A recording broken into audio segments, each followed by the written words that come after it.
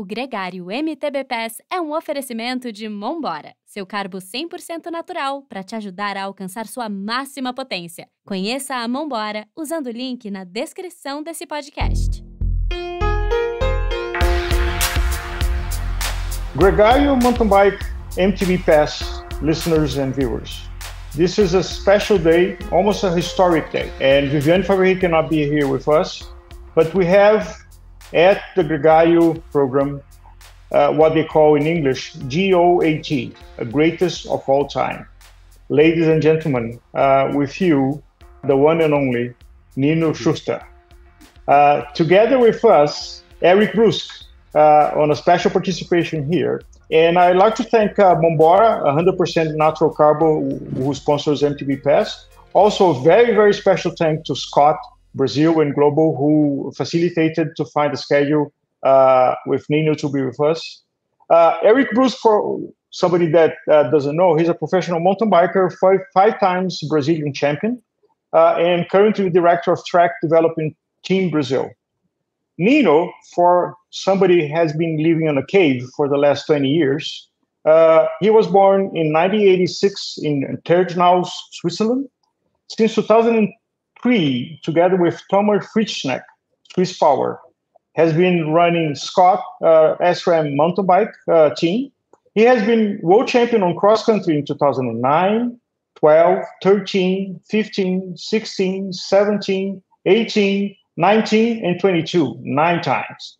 Olympic gold 2016, Olympic silver 2012, bronze 2008, Cape Epic winner 2017 and 19, and since this year, the world record holder of World Cup wins with 35 wins. So, Nino, we speak with you. You're now in Canada, preparing for the last stage of the 2023 World Cup.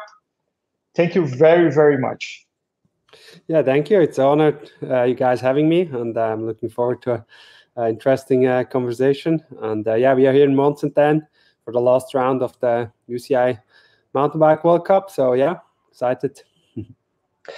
So Nino, we shall begin, asking about this World Cup season. It's been a great season for you since last year here in Brazil. And I think that you for sure taste what is to be loved here in Brazil. People here really admire you. And I think that being even in World Cup wins here in Brazil was something special to you, right?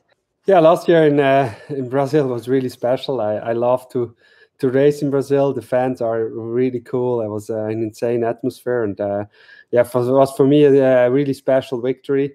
Yeah, equal with Julia Upson and World Cup wins. It was a really emotional win for me. It was like I was like for almost 2 years I was fighting for this win. Didn't know if I'm still can manage to win a race, and it was a big release, and it was really cool also to win that race like in a great atmosphere, and yeah, was really, really cool to win in Petropolis, and I have great memories to this race last year. Yeah, and this year you left the record behind. You went for it, a lot of wins, and even in the last World Cup, you went until the very last moment, fighting for the win. Got so close. What can we expect from Nino? Can we you don't want to have one more season, one more try for the Olympics? What is on your mind right now? Yeah, I quite enjoy it at the moment. This year I was able to do better than all the expectations, also myself, to surprise myself, and it's quite nice for me to see I can still be up there, and that's why I'm also quite enjoy it at the moment. I don't feel the pressure anymore that I have to or something. It's just like if it goes well, it goes well, and I'm still up there, but it feels a bit lighter, everything, and and yeah, that's also why I still enjoy, and I love to travel around the world and race my bike. And yeah, I'm quite motivated for next year. It's another Olympic year, so because of this year went so well, I was like, yeah, for sure I want to try as well my 5th Olympic Games. And yeah, I'm excited actually for next year. But how long my journey will go, I don't know yet. But Paris is for sure a big new goal now for me. Yeah, this was something that we were talking about, like me, Alvaro, Vivi. That you seem so relaxed right now, almost like it's a different Nino from 2020, the pandemic year, from to now. Like you seem so relaxed on the bike. You don't make mistakes. It seems like you're the rider who's enjoying the most.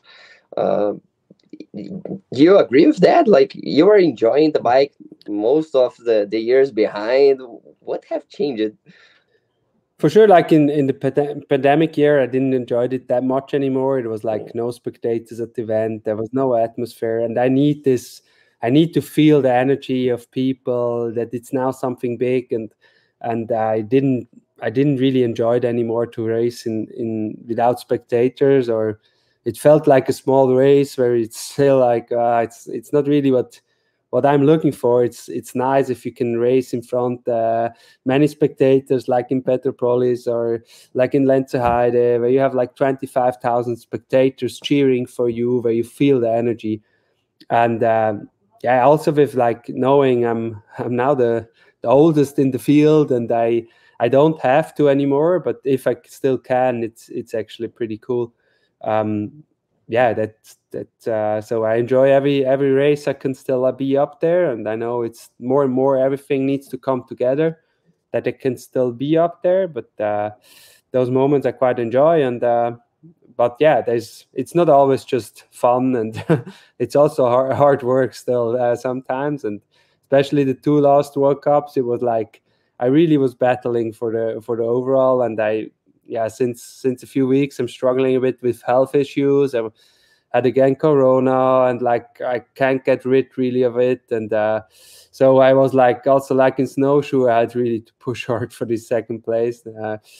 But yeah, it's also something what I enjoy, to push me to the limits and try to push through the pain and get some great results. Nino, a characteristic of a young athlete is that it's more power than wisdom. And clearly, I think snowshoe is an example where you chose your positioning, you chose when to attack, you chose when to use force. And so because of that, you were disputing to win the race. How you saw this transition on you from talent and power to wisdom growing up and knowing precisely when to act, knowing when to not to waste energy, let's say, to be more efficient as an athlete? Yeah, that's for sure a process. It's not like one moment you can say now it changed things, or now you know how it works. It's over many years you can gain some experience that for sure helps then in every race situation, but that's a process over many years, and I'm now part of this mountain bike world since quite some years, so I have a bit of experience, and I know sometimes maybe a bit better than others when it's worth to spend energy and when not. But it's also sometimes in the race it goes so quick, and you also need to have a bit of luck to be just at the right position and right. So you can't everything, but for sure, like all those years in the pocket helps me to make the right decisions to the right moment. Yeah, talking about those years, I think it's hard for people. Actually, just to explain very quickly, here in Brazil, mountain bike just started to grow very recently. So your history in mountain bike is very large, it's very huge. And so you went through a lot. Even in the Olympics, you went into Olympics races, actually, all of kind of racings that went over 2 hours of cross country, and right now it's very more intense. You went to since 2026 inch wheels to now 2000 to 29 inch wheels. You went through a lot of changes. Which one do you think is more hard to keep it on? The change of equipments or racing style?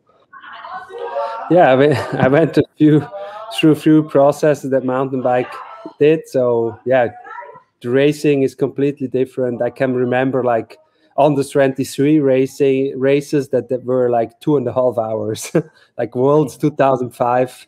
I think I was on the 23. Winning time was 2 hours 21, and it's like now we have elite races of 1 hour 18. So and much more compact courses. Shorter climbs, but also more obstacles. Jumps are now part of it. Then the whole equipment also went through a lot of changes, like, yeah, as you said, from 26-inch wheels up to 29er. But then also, like, I was racing for a long time just on a hardtail. Now I'm just on a fully with 120 mil of travel. So it changed like a lot, or like the tire width, like from going from 1.8 tires to now to 2.4 tires. It's like it's a huge development. And if I see now sometimes here in Mont Saint Anne, there's like quite a difficult section.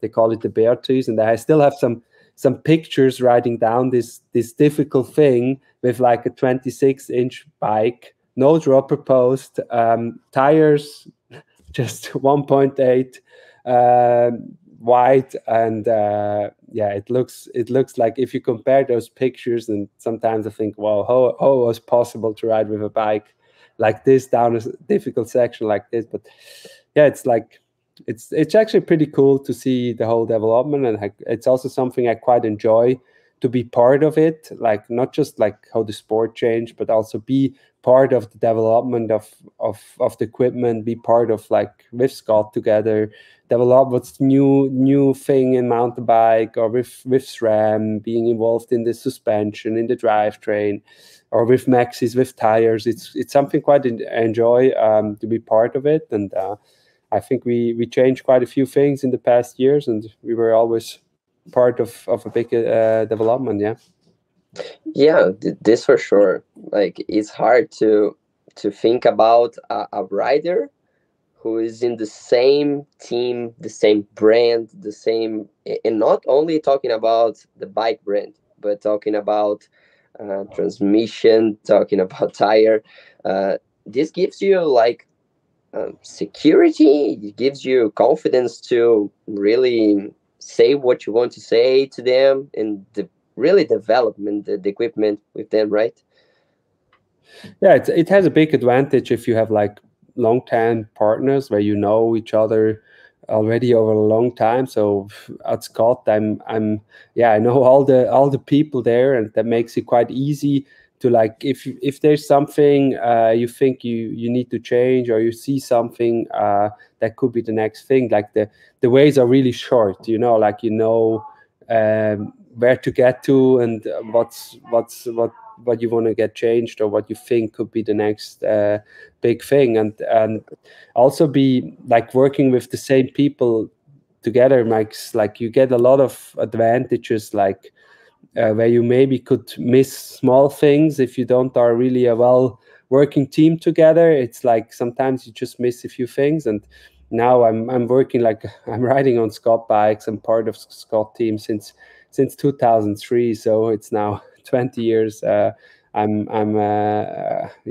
the same team, working together with Frischie, working together with Scott. It's a really cool relationship. Yeah, I can imagine, like, the confidence, the security that this gives you to you. But let's talk about changes. I really got interested about that, because here in Brazil, like, a really big talk was the World Cup track, because there was a lot of technical obstacles, a lot of jumps, and there's actually two things. You start, like, it seems like in the last 2 years, kind of trend of people recognizing the B lines. And another thing that I would like to ask is about jumps. Do you think that the tracks are getting very difficult or actually dangerous? Or do you think that this is part of the sport? This is what is going to bring new people to watch? Is it balanced or not? It's a fine line. It for sure needs to be well built. So there's like good examples and bad examples. But for sure, in the end, we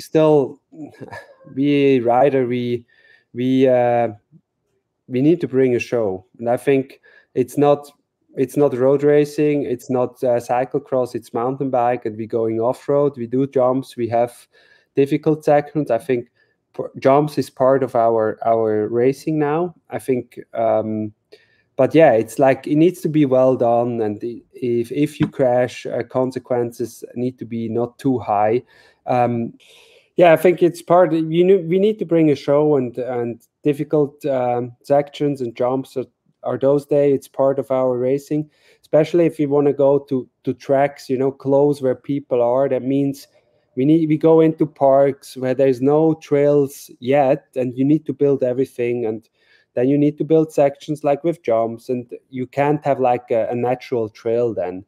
But for sure, it's still something what I really prefer, like to have natural trail sections. But if we want to bring the sport closer to the people, we will see more and more like man-built tracks where there's a lot of jumps and a lot of like rock section, but like built rock sections, like over wood stuff and stuff. It's part of the development of the sport, and it's also nice that we can go closer to people. And like a track in Rio, like at the Olympic Games, it's like if you want to go to a venue and you need to build everything, there is like it looks like now often a bit similar, but that's part of how we developed or how the sport is going now. Nino, you and Thomas have an admirable relationship of 20 years, but any human relationship that long is challenging, especially because it involves your profession, a lot of travel, a lot of stress, a lot of things that go wrong. What do you learn about the survival skills on what it takes from you and Thomas to keep his healthy and positive as you have between the two of you? Yeah, I think that's one of the biggest challenges in every business you have, like relationships in between. You're working together, you're traveling together. I think it's not just in a mountain bike team. If you work with someone really long term together, it's always a challenge to keep everybody happy. But I think, Frigi and I, we always worked really good together. We gave us room where we needed. So, and we also not the whole year traveling around. So like we helping each other where we can, but then we also give room each other where we think we need to get this room or we need to leave that room. And I think that's why we are such a successful team since more than 20 years now, because it's both ways. It's a giving and taking, and together be successful is something really nice. Later you talk about something that here for us in Brazil was very special, and I'm sure that was special for you as well, the Olympic Games here in Brazil. You have like the better story about mountain bike and Olympic Games, right? You went from being an under 23 who got his first medal, a bronze medal, over a world champion in that season, to become a Olympic gold medalist. Please tell us about like this process, these changes, and what is so special about the Olympics. Yeah, Olympics has just a special taste. It's just like seeing those rings, knowing it's just every 4 years, and it's like it's a big stage. Like for a sport like mountain bike, it's some of a sudden like you have like a whole country is behind you and watching you, and it's like it's just a bigger stage. You're on what you are normally on, and that makes it so special. And going to an event to see also all the other athletes, and like being a nation going to the Olympics and be as successful as possible. It's something really nice to be part. And yeah, I saw it now all. I was like from getting fourth in Tokyo, missing the medal by a few meters, to losing a sprint finish for the victory in Rio, and winning in London actually. In London, winning in Rio. Yeah, it's amazing experience, and all of them are for me really special. But for sure, winning Olympic Games is something that every athlete is trying to achieve, and it's also this achievement changed for me a lot of things. How I approach since 2016, I was able to approach everything a bit.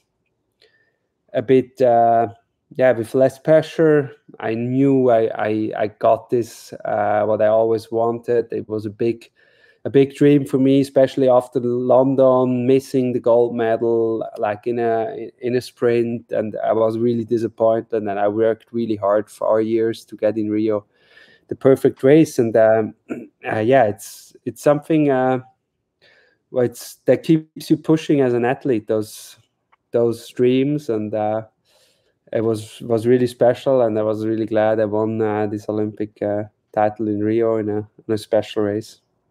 Nino, you said that, and actually there's some books that says that an athlete that participates on elite level, but there's a small group of the super elite, the ones that wins consistently, which you are part of course. And you have been part of for a long time, which is even harder, and very few people achieve it. What do you believe you have it that has been producing those super elite results that other athletes don't have?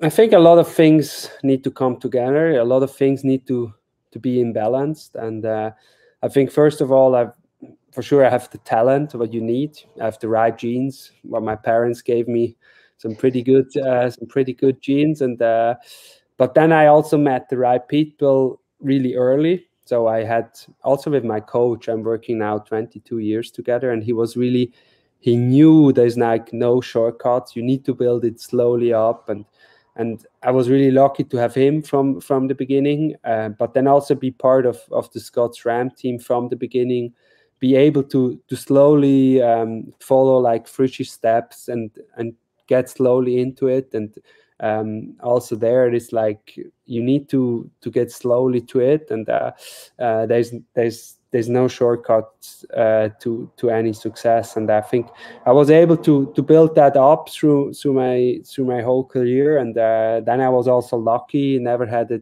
bad injury, or I never got too like sick or whatever. It's like, but that does also a lot of like, I had a lot of help, and I also took a lot of like time in well planning. I never did crazy a lot of races. I always took my time in off season. I did some proper holidays. I for a while I didn't ride my bike, and then I was motivated again. And I always think I looked quite well after my body in all those years. And it's a lot of things coming together. And but I must say I had a lot of great people around me that helped me to get there, and always people that trusted in me, and also my partners that trusted in me. That's also quite important.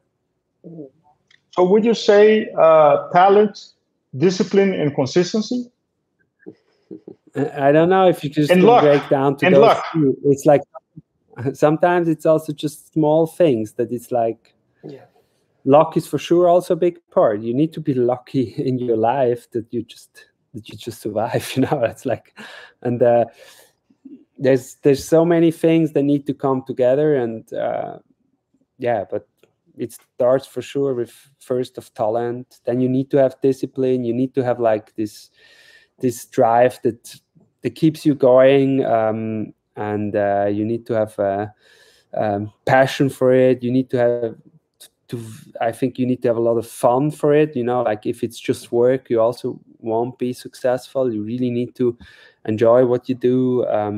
There's so many things coming together, and there's not one formula. There's like it's also looking for every athlete different. You know, if you can't, there's not one way. It's like it's many ways, but a lot of things need to come together. Yeah, for sure. Like when we talk about luck, maybe people who is listening, the first thing who comes in mind is like about taking the win because you got luck. No, it's like you got luck for the opportunities that you had, right? Like the time that you meet Frischie, your coach, this kind of stuff, right? But I hardly believe. I think you can attract luck. You know, like you need luck, but you can attract luck. It's like if you do things right, then you also can attract like your luck, and that's something what I always try to keep in mind. It's like if you do things right, probably the luck will also be on your side. Actually, Alvaro, that question was very good, because I would like to ask him about another sports, like another modalities, road cycling and this kind of stuff.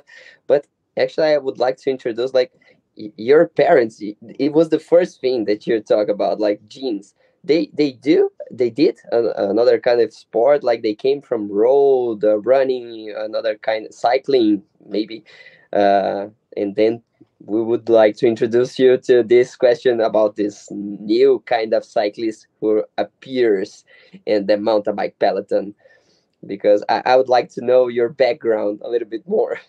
So my parents were both really active. My father was played ice hockey for a while as a professional, but he always they just loved in general to be in nature, to be active, and that's also what we did when we had holidays. We went out and did a lot of active things. Or I grew up in a mountain village where there was not much other things to do than be outdoor and do stuff outdoor. And I raced my brother with like small BMX bikes through the town, and we were building jumps and all this kind of stuff. I think how we grew up helped a lot to get this feeling for competition, for the outdoor adventure. Yeah, but it was like my father was a bit of he was an elite athlete for a while, but not too long. My mother actually never did a sport. Yeah, but I think it goes much further from the let's say a road background or this kind of stuff. I'm pretty sure that like this professional mindset, or maybe the training and this is my lifestyle, this have much further impact in your lifestyle as a pro than like, oh, my father was a pro cyclist. That's it. No, like his mindset probably have a bigger impact on you than your for sure. Like the lifestyle, how I grew up really close to nature has big parts of that. I'm today a mountain biker, that I love to be in nature, to train in the forest and stuff. It's like for sure that's had a big impact on me, and how you grow up and what you do as a kid has a big influence about your values later in life. And I was lucky to have great parents. Nino, your life as a professional athlete is much less glamorous than it looks outside, because there's a lot of travel, there's a lot of airports, different homes. But now in Mont Saint Anne, you have the wonderful leaves of autumn in the North United States, Canada. Do you have time to enjoy while you're traveling and have fun at the places you're visiting? For sure. If not, I wouldn't do it anymore. No, it's like still, I enjoy to travel, like especially now here in fall. It's actually beautiful. Yesterday I went on a ride, not on the course. It was like there's a lot of beautiful trails here, and and the forest looks really beautiful at the moment. So and also traveling, you know, it's something I still enjoy, and to see new places. And even if I'm Mont Saint Anne, I've been already a few times. But yeah, it's part of our job, but you know, everything has downsides. But I still enjoy it, and I see a lot of nice places. I meet great people. So yeah, I enjoy it. How does the snow sports, because you have a background on skiing, how does the snow sports fit on your schedule about your mental health, about you having fun and having a break from the season? Yeah, where I grew up, there's like in winter, it's winter sport. It's a great place to do winter sport, and I think for me it's also quite nice to have like these seasons in Switzerland. Like we have winter, proper winter where there's snow, and it forces me also to do less on the bike. So I have like for a few weeks I train a lot of like on Nordic skis, but it's also a really good training. It's one of the best endurance training you can do, and it gives me that nice change to the summer. Like do a different sport, but it's also great training. And afterwards, I'm really motivated again to get back on good mountain bike riding. And I always really appreciated to have also a winter, and I took my time off. I didn't do any cyclocross racing like others. I take the time off. I do first holidays, then I start training in the snow, and that's something what I needed. But I think it's also a big part of why I'm so successful over so many years, that I always took this time in winter where I'm just training, and sometimes training in the snow, go on some backcountry ski touring, do Nordic skiing. That's part of it. Yeah, that was actually quite a good insight, because I'm actually right now in Chile, and I just did my first skiing ride, and I'm feeling pain through my whole body. Man, this is crazy. And we actually discussing. What kind of skiing did you did? Alpine skiing or Nordic skiing? Or I just went down. I just went down doing like the V breaks, you know. If you do the thing with going up, then it gets tough. Oh man, yeah, I saw some friends doing, and I was like, yeah, watching the Olympic winters seems so easy. Why is it so hard right now? But yeah, I was actually feeling a lot of pain, and well, talking about these cross modalities, what about the Owl Mountain, the enduro? You ride a lot in this kind of bikes. Actually, even in e-bikes, right? You're riding a lot right now. Yeah, it's like I think the bicycle has so many nice disciplines. Like it's like I also enjoy to ride my road bike really a lot. I also enjoy to do road racing. But then there's also like enduro bikes. It's something I really enjoy also. Like I'm where I live, it's like close, like the bike kingdom, Lenzerheide is just around the corner where there's a huge bike park, and you have gondolas where you can go up. And I really enjoy to ride my enduro bike, sometimes even a downhill bike. It's something cool. And now also e-bikes. It's a new thing what I also enjoy, sometimes together with my daughter, so I can pull her up a bit easier. I don't but also riding just for myself, e-bikes, it just gives you new opportunities. And I think that's the cool thing in cycling. There's so many nice disciplines, and so many nice different bikes, and every bike has his nice part and things I enjoy, and that's keeps me also motivated to change from bike to bike. You know, some rides I do on the road bike, doing some nice passes, and the next day I go on the mountain bike and climb up a mountain where I see nobody else. It's like this variety of disciplines in cycling I really enjoy too. Yeah, and if you are not like into, but it doesn't keep you only motivated. It keeps all of us motivated. And the videos of your daughter, man, it goes so viral here in Brazil because we are looking at this little girl riding down the mountains. The people goes crazy for it. Please keep it on. I will. Nino, the Brazilian driver Ayrton Senna once said that while he was driving at 300 kilometers an hour on a racetrack, he has kind of a spiritual experience of flow, that he was there, but he wasn't there. Has it ever happened to you? Of course, you have to keep a lot of focus on the cross country when you're riding, but has it ever happened to you that you have in a kind of a state of flow, that you're there but you're not there? Everything is just moving at a different space, time.